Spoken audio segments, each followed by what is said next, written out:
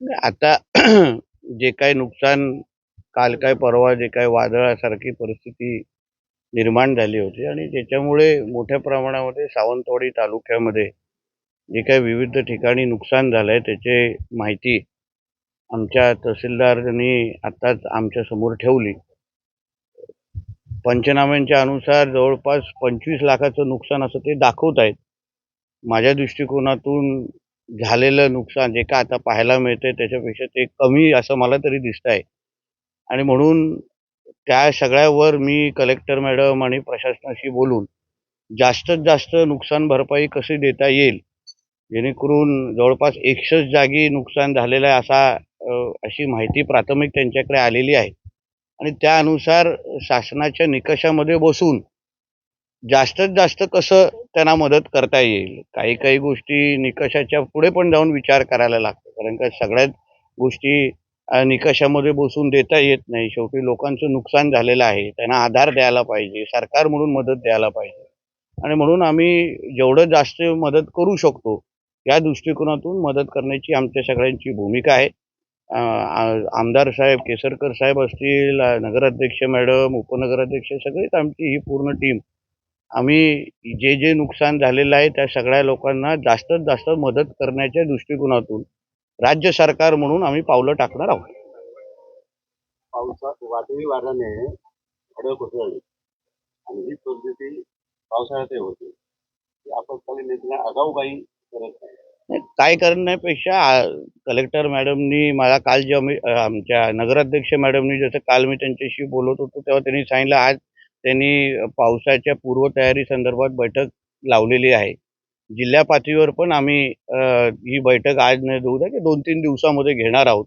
गेल्या वर्षी पाऊस जवळपास 15 मेला आलेला होता आणि आता ज्या प्रमाणामध्ये उष्णता आणि वातावरणामध्ये बदल दिसतंय, कदाचित पाऊस त्याच्याही पेक्षा लवकर येण्याची चिन्ह आहे.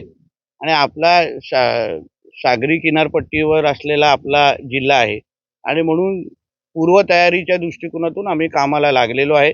झाडं कापण्यापासून दुसऱ्या विविध तयारीमध्ये आम्ही कसं राहू शकतो, डिझास्टर मॅनेजमेंटची आमची जी यंत्रणा आहे, त्याला तयारीमध्ये कसे ठेवू शकतो, त्या दृष्टिकोनातून आम्ही तयारीला लागलेलो आहोत.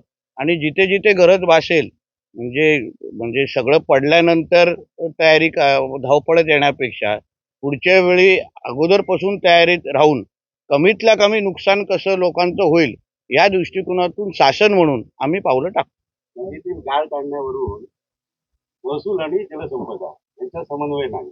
कोण सांगितलं तुम्हाला? समन्वय नाही हे असं कोणी सांगितलं? दिलेला आदेश पालकमंत्री म्हणून काढतात पण वाळू काढले म्हणून तक्रारी होतात, उपोषण होतात. परत सांगतोय तुम्हाला, परत तुम्ही 2 विषयाची गल्लत करू नका. गाळ काढण्याचे आदेश मी स्वतः दिलेले होते. इरिगेशन डिपार्टमेंट, जलसंपदा आणि महसूल. आता काढलेल्या गाळाचं काय करायचं या बाबतीमध्ये आमचं धोरण निश्चित आहे. रॉयल्टी कोणाकडून भरून घ्यायची, काय गाळाचं करायचं. 1-2 जागी कुठेतरी अगर गैरसमज झाला असेल, म्हणजे पूर्ण डिपार्टमेंटमध्ये भांडण आहे.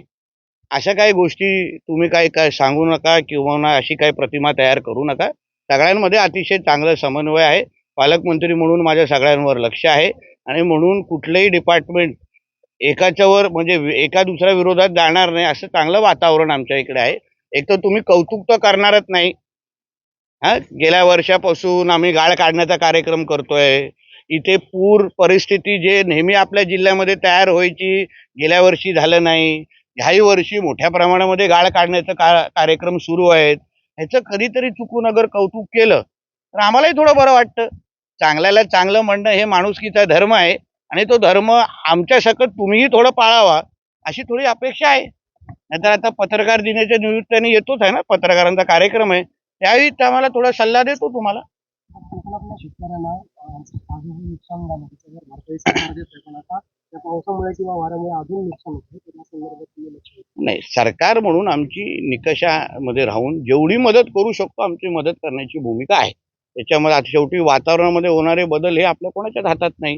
म्हणून सरकार म्हणून जेवढी आम्ही मदत करू शकतो आम्ही निश्चित पद्धतीने मदत करणार, याच्यामध्ये काही दोन विचार नाही. पावसाळा हा पर्यटन जिल्हा आहे, त्याचबरोबर वारंवार वीज पुरवठ्याचा लपंडाव सुरू असतो आणि पाऊस आला की झाडे तोडणे आणि त्याच्यात आणि चतुर्थीपर्यंत हा वीज पुरवठ्याचा होतो. त्यासाठी अगोदर आणि भूमिगत वीज वाहिनीसाठी काय प्रयत्न होणार आहेत का? 2 विषय.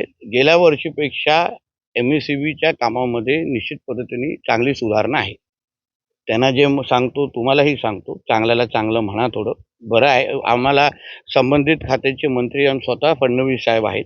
त्यांनी स्वतः अधिकाऱ्यांची आदेश देऊन आपल्या सिंधुदुर्ग जिल्ह्याच्या दृष्टिकोनातून अजून जास्त कशी मदत करू शकतो. खूप मोठ्या प्रमाणामध्ये निधी आपल्या जिल्ह्यासाठी त्यांनी दिलेली आहे. खर्चही करतो आहे आपण. पण काही गोष्टीमध्ये ट्रान्सफॉर्मर जळणं, कुठेतरी पोल पडणं, 100% आम्ही सुधारणं होत आहेत, झालेत असं म्हणणार नाही. पण गेल्या वर्षापासून टप्प्याटप्प्याने परिस्थिती चांगली होते. त्याच्याही पेक्षा चांगली होईल. आम्ही पूर्वतयारीच्या दृष्टिकोनातून सगळ्या गोष्टीवर लक्ष ठेवून आहोत. कुठेच आम्ही असं सांगणार नाही, कारणं देणार नाही. पण तुम्हाला विश्वास देतो MSEBचा कारभार 100% चांगला व्हावा या दृष्टिकोनातून आमची पावलं त्या दिशेने पडतायत. भूमिगत वाहिनीच्या संदर्भात तुम्ही जे बोलले आमचं काम सुरू आहे. आता आम्हाला डिसेंबर 2026 ही तारीख दिलेली आहे.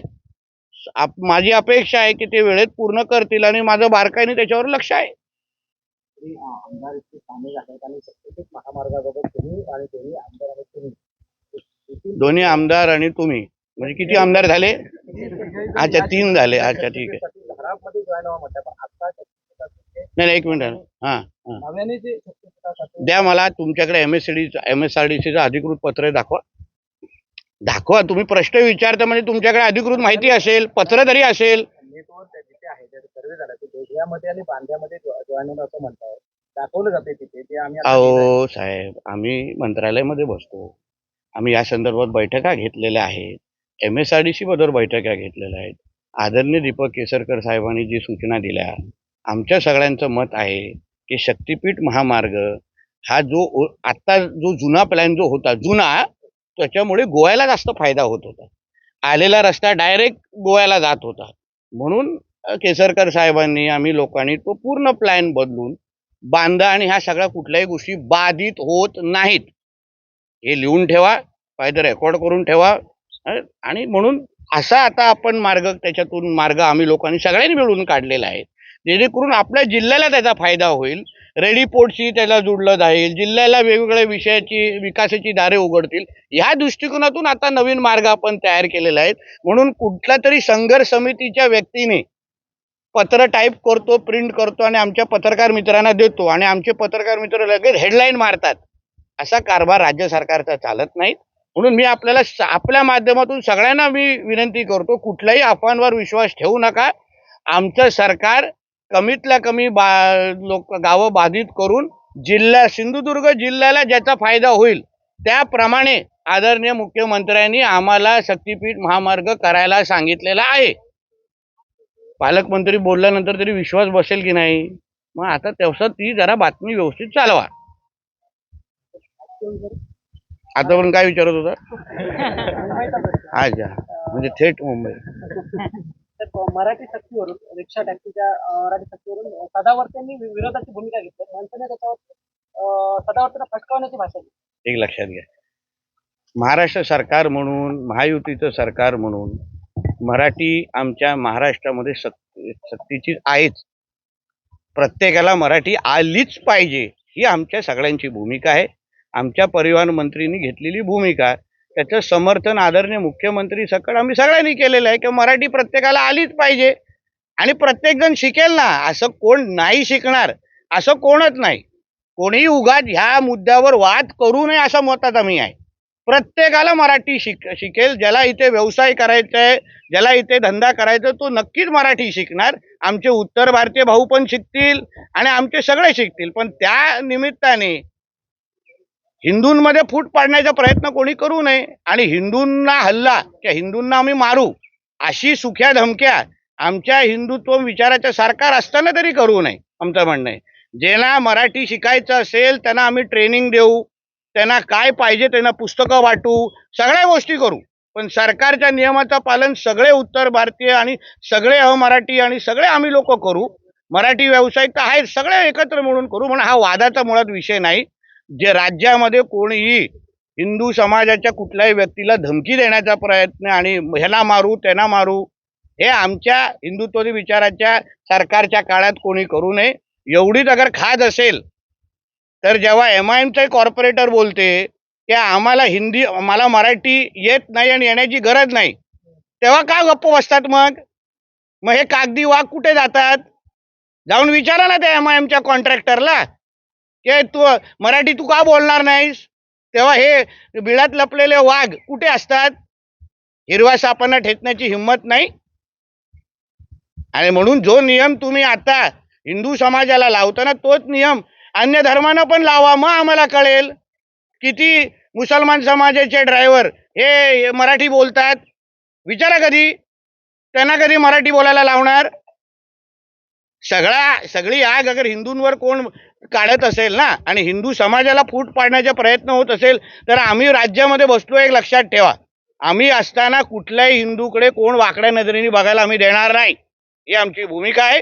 ज्याला मराठी येत नसेल त्यांनी मराठी शिकावं. आम्ही पण सरकार म्हणून त्यांना मदत करू, पण हा वाद कोणी करू नये आणि हिंदूंमध्ये कोणी फूट पाडू नये आणि हिंदूंकडे वाकड्या नजरेने बघायची कोणीच हिंमत करू नये.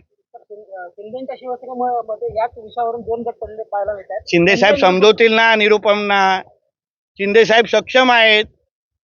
अगर निरुपम आपल्या सरकारच्या विरोधात अगर काही भूमिका घेत असतील तर शिंदे साहेब समजवतील त्यांना की बाबा असा जाऊ नकोस. संपला विषय. चला आता ऊन वाढते नाही तर आम्हाला नुकसान भरपाई द्यायला लागेल. संजय राऊत म्हणतात की भाजप निर्लज्ज झाले. संजय राऊत म्हणतात की त्या जे राज्यसभेवरती खासदार आलेले आहेत त्यांच्यावरनं संजय राऊत असं म्हणतात की चड्डा सारखे जे खासदार आहेत त्यांना भाजपने उमेदवारी दिली आहे किंवा भाजप त्यांना खासदार करत आहे. भाजप निर्लज्ज झाली. भारत निर्लज्जची व्याख्या काय आहे हे त्याला चांगल्या पद्धतीने माहीत असल्यावर त्याला सगळेच निर्लज्ज वाटतायत. निर्लज्ज हे मातोश्रीचा 3ऱ्या माळ्यावर बसलाय.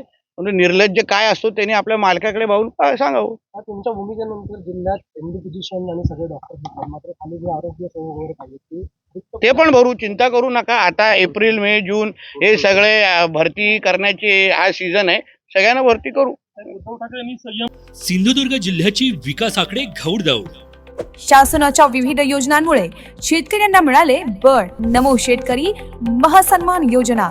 नमो शेतकरी महासन्मान योजनेअंतर्गत 7व्या हप्त्यामध्ये सिंधुदुर्ग जिल्ह्यातील 1,21,000 इतक्या शेतकऱ्यांच्या खात्यात थेट जमा झाले आहेत तब्बल 25,16,00,000 रुपये. मध्यस्थांशिवाय थेट बँक खात्यात. पारदर्शक, विश्वासार्ह आणि वेळेवर मदत.